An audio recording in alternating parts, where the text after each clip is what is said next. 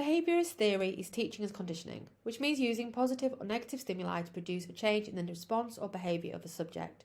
Despite being viewed as outdated by many, as the ideas were formed in the early 20th century, behaviourist methods to education are still prevalent in many schools and in the behaviours of teachers. The goal of behaviorism is to preserve the learner's control and motivation by changing their behaviour using rewards for positive behaviour and fear of punishment for negative behaviours.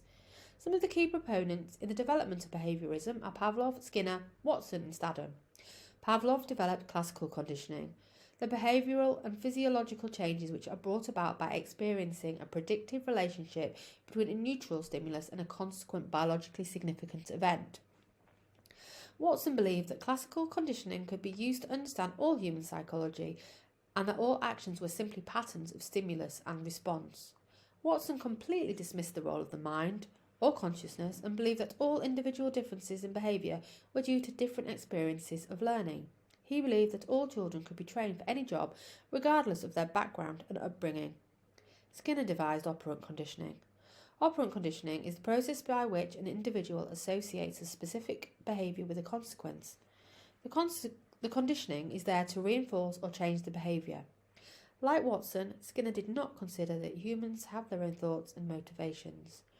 In contrast, Staddon noted an overlap between operant and classical condition because he recognised that people have their own latent responses that come from the context of their early life experiences, environment, cultural and socio-economic background. What does behaviorism look like in practice?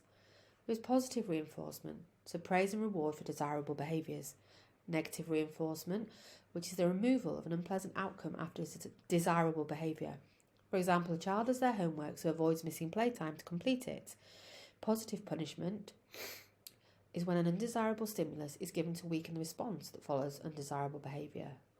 For example, the teacher sits the child on their own so they do not chat to their friends during learning time. And finally, negative punishment.